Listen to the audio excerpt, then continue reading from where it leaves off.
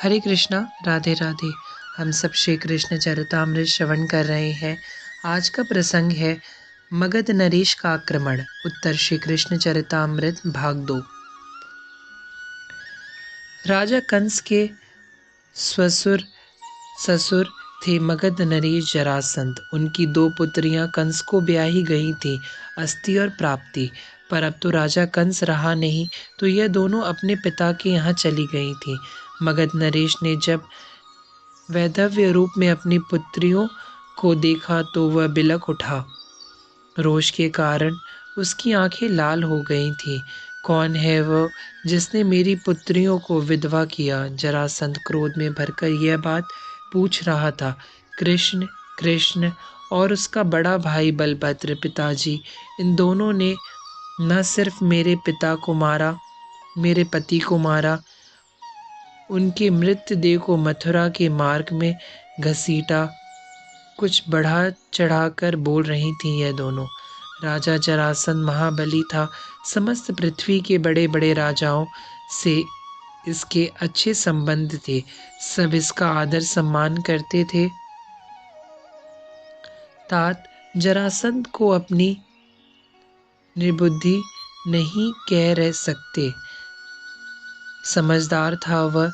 शत्रु को कमतर आंकना यह जानता नहीं था। इसलिए इसने कुछ और दिनों की प्रतीक्षा की और उस प्रतीक्षा में इसने अपने समस्त वीर राजाओं को निमंत्रण भेजा मथुरा में आक्रमण करने के लिए। उसने सबसे सहायता मांगी थी और साथ में यह भी कहा था कि जो मेरा साथ नहीं देगा वह मेरा शत्रु होगा। जरासंध से यह सब डरते थे, इसलिए इसकी शत्रुता कोई मोल लेना नहीं चाहता था। समय देखकर जरासंध ने मथुरा नगरी की ओर को घेर लिया, चारों दिशाओं से घेर लिया। मथुरा एक प्रकार से बंधक बन गई थी। कृष्ण, ये क्या है? बाहर क्या हो रहा है? गुप्त मंत्रणा में श्री कृष्ण थे। उसी समय बलराम जी वहां पहुंच गए थे और क्रोध में भरकर श्री कृष्ण से बोले थे, शांत दादा, शांत। सबको बाहर भेज दिया श्री कृष्ण और बलभद्र से बोले, दादा, जो हो रहा है अच्छा ही है। पृथ्वी में दुष्ट राजाओं की संख्या बढ़ती ही जा रही थी। यह अच्छा अवसर है। श्री कृष्ण सहज थे और शांत भी। तुम कहते हो अच्छा हो रहा है? अरे, हमारी जन्मभूमि मथुरा घिर चुकी है और तुम शांत हो?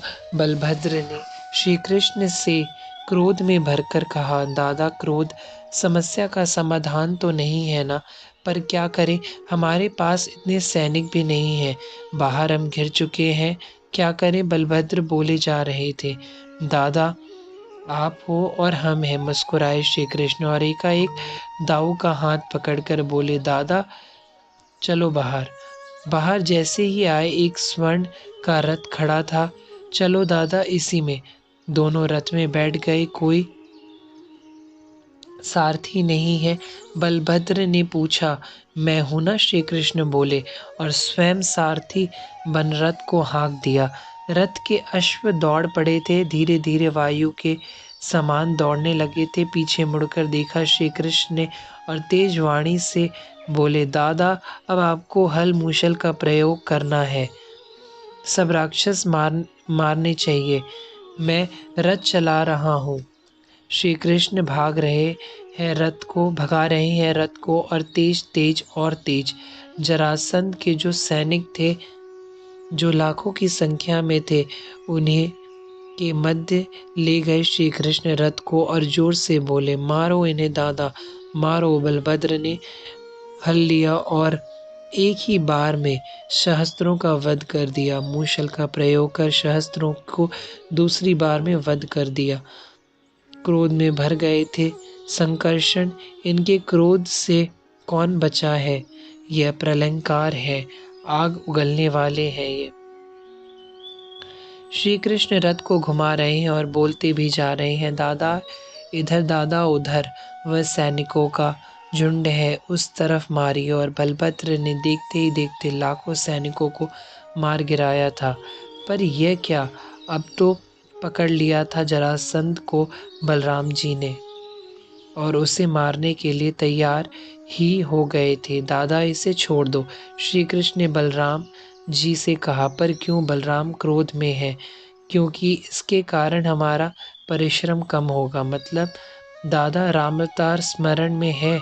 कितने भटके वन वन में राक्षसों को खोज कर मारने के लिए, पर अब नहीं। ये जरासंध दुष्ट राजाओं को लेकर आएगा और उन्हें हम मारते रहेंगे।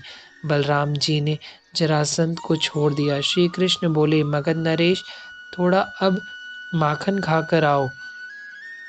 तुम में तो शक्ति ही नहीं है। जाओ, हम तुम्हें छोड़ते हैं। अब फिर आओ तो थोड़ी शक्ति बढ़ाकर आना। हंसते हुए श्री कृष्ण ने जरासंध को छोड़ दिया था। बलराम और श्री कृष्ण रथ में ही बैठकर वापस महल में आ गए थे। श्री कृष्ण चंद्र जू की जय, श्री कृष्ण चंद्र जू की जय, श्री बलभद्र जू की जय। मथुरावासी आज आनंदित हैं क्योंकि आज इनकी रक्षा हुई है श्री कृष्ण और बलराम के द्वारा। पर तात, यह जरासंध ऐसे नहीं मानने वाला था। उद्धव विदुर जी को बोले। हरे कृष्णा, राधे राधे।